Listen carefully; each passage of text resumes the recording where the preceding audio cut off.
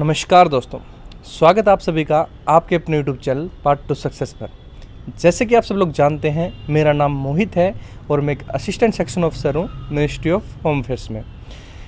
तो जो भी स्टूडेंट्स एसएससी की तैयारी कर रहे हैं या एसएससी की तैयारी की शुरुआत करने जा रहे हैं, ये वीडियो आप सभी के लिए बहुत ज़्यादा हेल्पफुल होने वाली है, क्योंकि इस वीडियो में मैं आप लोगों को बताऊँगा कि आप एसएससी की शुरुआत कैसे करें और सिलेबस कंप्लीट होने के बाद आप जिस भी फेज़ में हैं, आप मॉक्स लगाना शुरू कर रहे हैं या काफ़ी मॉक्स लगा चुके हैं, तो उस फेज़ को कैसे डील करें।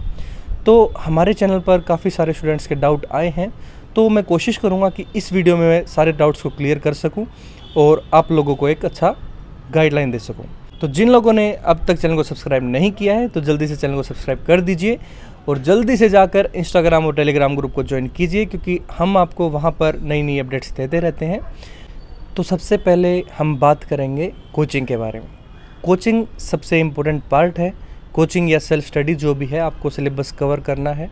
सिलेबस कवर करना सबसे इम्पोर्टेंट पार्ट है, क्योंकि अगर आपका सिलेबस अच्छे से कंप्लीट हो जाता है और उसको आप अच्छे से रिवाइज कर लेते हैं, तो आप 80% सिलेक्शन के करीब हो जाते हैं। तो काफ़ी सारे स्टूडेंट्स का डाउट रहता है कि हमें कोचिंग लेनी चाहिए या सेल्फ स्टडी करनी चाहिए। तो मैं आप लोगों को यही कहना चाहूँगा कि आप अगर कोचिंग लीजिए या सेल्फ स्टडी कीजिए, सिलेबस को आपको अच्छे से कंप्लीट करना है, क्योंकि हर एक स्टूडेंट की घर की कंडीशन अलग होती है, लाइफ में अलग सिचुएशन में होते हैं।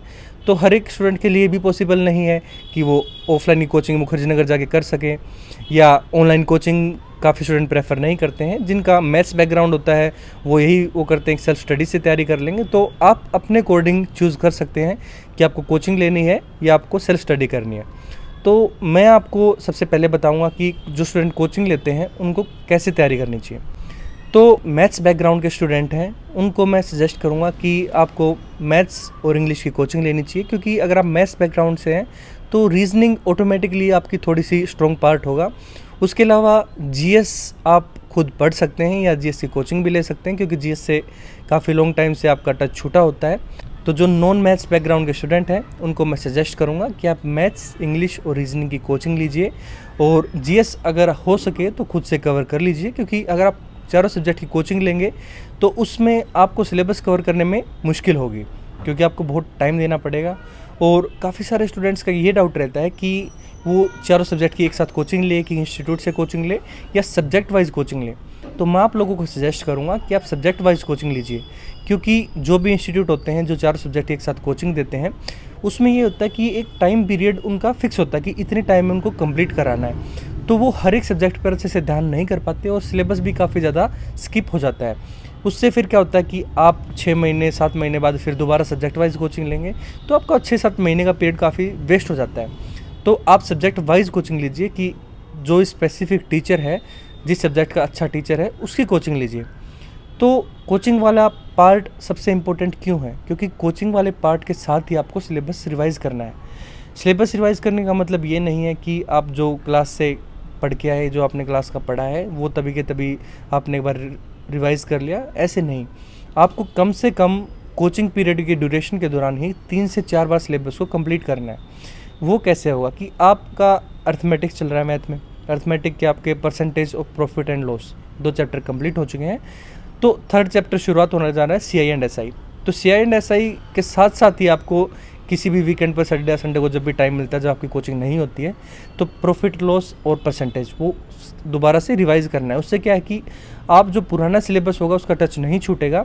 और अगर आप ऐसे करते हैं कि कोचिंग कंप्लीट हो गई है, आपने साथ के साथ थोड़ा पढ़ा है और जो सिलेबस उसको टच में नहीं रहे, तो आपके साथ ऐसे होगा कि 3 महीने पहले जो पढ़ा होगा उसको भूल जाएंगे, फिर आप बैक टू जीरो हो जाएंगे। तो टाइम टू टाइम उसको रिवाइज़ करना बहुत ज़रूरी है। एक आपको वीकली रिवीजन करना है, थोड़ा सा हल्का सा डिटेल में, उससे थोड़ा सा ये हो जाता है कि सिलेबस अच्छे से आप टच में रहते हैं। उसके अलावा मंथली रिवीजन करना बहुत ज़रूरी है, कि मंथली आपका 1 मंथ पहले जितना सिलेबस हो चुका है उसको अच्छे से रिवाइज़ कीजिए। वो रिवीजन आसान कब होगा? जब आप अपनी खुद की नोट्स बनाएंगे। खुद के नोट्स सबसे ज़्यादा इंपॉर्टेंट होते हैं। जब आप मॉक्स लगाएंगे उस टाइम भी सबसे इम्पोर्टेंट प्ले करेंगे आपके जो खुद के नोट्स हैं। तो नोट्स ज़रूर बनाइए। और जो भी स्टूडेंट जीएस की कोचिंग ले रहे हैं या नहीं ले रहे, उनको भी मैं बताऊंगा कि सेल्फ स्टडी के साथ ही आप कैसे उसको कवर कर सकते हैं। तो ये था पार्ट कोचिंग वाले स्टूडेंट्स का। तो अब हम आते हैं सेल्फ स्टडी के लिए। काफ़ी स्टूडेंट्स सेल्फ स्टडी को प्रेफर करते हैं। तो जिन स्टूडेंट को सेल्फ स्टडी करनी होती है उनका एक क्वेश्चन होता है कि किस बुक को हम फॉलो करें। तो जो भी स्टूडेंट सेल्फ स्टडी करना चाहते हैं, मैथ्स के लिए मैं आपको सजेस्ट करूंगा जो बिल्कुल बेसिक होती है। बिल्कुल बेसिक आप राकेश यादव सर के क्लास नोट्स पढ़ सकते हैं। क्लास नोट्स का आपका बेसिक कवर हो जाता है। और क्लास नोट्स के बाद आप उनकी ये बुक होती है 7300 या एसएससी किरण पब्लिकेशन होती है या किसी भी टीचर की आप बुक को फॉलो कर सकते हैं। उसके अलावा इंग्लिश के लिए आप नीतू मैम की वॉल्यूम 1 जो बुक है प्लिंथ टू पैरामाउंट, उसको फॉलो कीजिए। और वोकैब के लिए या तो क्रिस्टोफर सर की BMW बुक या फिर आपकी जो ब्लैक बुक है उसको फॉलो कीजिए। उसमें काफ़ी अच्छे से जो वोकैब पोर्शन है वो कवर कर रखा है। उसके बाद हम आते हैं रीजनिंग पे। रीजनिंग आपकी मॉक टेस्ट से मोस्टली कवर हो जाती है। उसके अलावा थोड़े से आप रीजनिंग के नोट्स बना लीजिए। उन नोट्स को आप जो यूट्यूब के चैनल हैं सब्जेक्ट वाइज या टॉपिक वाइज आप देख सकते हैं वीडियोस, और आप खुद के नोट्स बना लीजिए। और जीएस का थोड़ा सा अलग रोल होता है। जीएस का सिलेबस काफ़ी वाइड होता है, तो जीएस आप जितना पढ़ेंगे उतना आपके लिए कम रहती है। तो जीएस की सबसे बेसिक बुक होती है लूसेंट। मैं आपको सजेस्ट करूँगा सिर्फ लूसेंट ना पढ़ें, लूसेंट के साथ आप क्लास नोट्स भी पढ़ें। क्लास नोट्स आप जो भी पैरामाउंट के क्लास के नोट्स होते हैं वो मार्केट से मिल जाते हैं आपको, उनकी फ़ोटोकॉपी, उनको पढ़ सकते हैं आप। उसके अलावा आप अपने थोड़े से नोट्स बनाएं स्टैटिक जीके के। टाइम टू टाइम थोड़े नोट बना के, जैसे कि ट्राइब से रिलेटेड, डांस से रिलेटेड, म्यूज़िक से रिलेटेड, जो भी ऐसे टॉपिक होते हैं उनसे रिलेटेड स्टैटिक जीके के अपने नोट्स बना लीजिए, जिससे आप वो नोट्स आपके आज के टाइम पे करंट अफेयर्स चल रहे हैं उससे रिलेटेड जो भी टॉपिक होते हैं, जैसे कोई बुक बनाई गई है उस बुक का ऑथर कौन है, तो बुक्स एंड ऑथर्स के बना लिए। आपके करंट अफेयर्स में आ गए कि ये नई डिस्कवरी हुई है तो डिस्कवरी से रिलेटेड बना लिए। आपकी कोई नई इन्वेंशन हुई है या कोई नया प्लेस मिला है तो प्लेसेस से रिलेटेड बना लिए। तो इस टाइप के आप अपने स्टैटिक जीके के नोट्स बनाइए। उसके अलावा मैं आपको स्ट्रांगली सजेस्ट करूँगा कि आप मंथली करंट अफेयर के मॉड्यूल्स ज़रूर पढ़ें, और हर मंथ आप अपने करंट अफेयर के मॉड्यूल पढ़ें। और जब आपका मॉक टेस्ट लगाने का समय हो तो आप लगभग आपके 6 से 7 महीने में सिलेबस कंप्लीट होगा। तो उस पीरियड के जो भी आपके 6 मंथली करंट अफेयर के देख लिए, तो उनको टाइम टू टाइम आप 1-2 बार पढ़ते रहेंगे तो उससे आपको थोड़ा सा याद हो जाएगा। ये नहीं होता कि आपको बिल्कुल ही 100% याद होना चाहिए। जब हम मॉक्स लगाएंगे या जब आपका एग्ज़ाम होगा तो आपको थोड़ा सा याद आ जाएगा कि उस टाइम पे आपने ये चीज़ पढ़ा था, इसको हम कैसे कवर करें। तो ये था पार्ट सिलेबस को कवर करने का। तो सबसे इम्पोर्टेंट पोर्शन यही होता है कि आप सिलेबस को कवर कैसे करें। तो काफ़ी स्टूडेंट को ये भी डाउट रहता है कि आप ऑनलाइन कोचिंग ले, ऑफलाइन कोचिंग ले, तो हमारे चैनल पर आप जाकर देख सकते हैं online coaching versus offline coaching की वीडियो, उससे आपको काफ़ी हेल्प मिलेगी। अब आते हैं हम मॉक्स पर। मॉक्स सिलेक्शन में सबसे इम्पोर्टेंट रोल प्ले करते हैं आफ्टर सिलेबस आपका अच्छे से कंप्लीट है तो आपको मॉक्स लगाने शुरुआत कर देनी चाहिए। काफ़ी सारे स्टूडेंट का ये डाउट रहता है कि आपको मॉक्स कब लगाने चाहिए। मॉक्स सिलेबस शुरू करते ही काफ़ी स्टूडेंट ऐसे करते हैं कि उनका 1-2 चैप्टर कर लिया और मॉक्स लगाने की शुरुआत कर दी है। ऐसे ये चीज़ बहुत ही आपके लिए गलत होती है, क्योंकि आप डिमोटिवेट हो जाते हैं। आप सिलेबस से भी अच्छे से तैयारी नहीं कर पाएंगे क्योंकि आपका स्कोर तो आएगा नहीं। तो कम से कम आपके 2 से 3 सब्जेक्ट कवर हो जाएं, कंप्लीट हो जाएं, और बाकी के जो बचे सब्जेक्ट्स हैं वो भी एटलीस्ट 50% हो जाएं, तब आपको मॉक्स की शुरुआत करनी चाहिए। वो भी तब जब आपका एग्ज़ाम बहुत नज़दीक आ रहा है कि आपको सिलेबस जस्ट ही कंप्लीट होगा और उसके 15 से 20 दिन बाद आपका एग्ज़ाम आ जाएगा। तो अगर आपके पास समय है, अगर आप आराम से सिलेबस को कंप्लीट करते हैं और एटलीस्ट 4 से 5 बार सिलेबस को रिवाइज़ कर लेते हैं, तब आपको मॉक्स की शुरुआत करनी चाहिए। मॉक्स आपको कहाँ से लगाने चाहिए?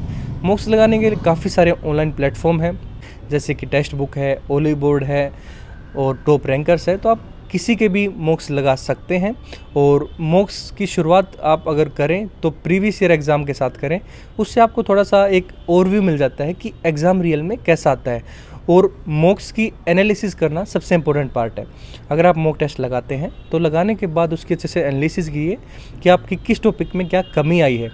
उस कमी को वो करने के बाद आप उसकी एक मैथ्स की और रीजनिंग की एक कॉपी बना लीजिए कि आपकी क्या क्या मिस्टेक हुई हैं।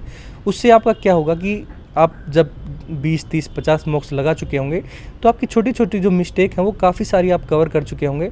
और हर मॉक लगाने से पहले उनको रिवाइज़ कीजिए कि एटलीस्ट इस मॉक में मैं ये मिस्टेक नहीं करूँगा। तो एसएससी की तैयारी की शुरुआत आपने की कोचिंग के साथ, सेल्फ स्टडी के साथ।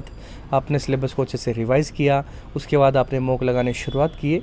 और काफ़ी सारे मॉक्स लगाए। तो यही आपका एक प्रोसीजर होता है एसएससी या किसी भी एग्ज़ाम में सिलेक्शन का।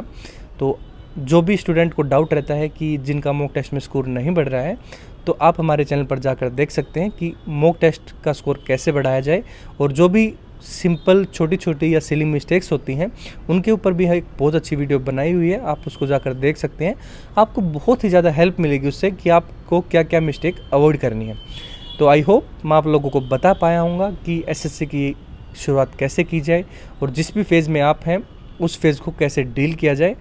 तो जो भी आप स्टूडेंट्स का डाउट रह गया है इस वीडियो में, उसको आप कमेंट बॉक्स में ज़रूर से ज़रूर लिखिएगा। हमारी आने वाली वीडियोस में हम उस टॉपिक को ज़रूर से ज़रूर कवर करेंगे। अगर आपको वीडियो पसंद आई तो लाइक और शेयर ज़रूर कीजिएगा। अगर आप इस चैनल पर नए हैं तो चैनल को सब्सक्राइब ज़रूर कीजिएगा और बेल आइकन दबाना ना भूलें।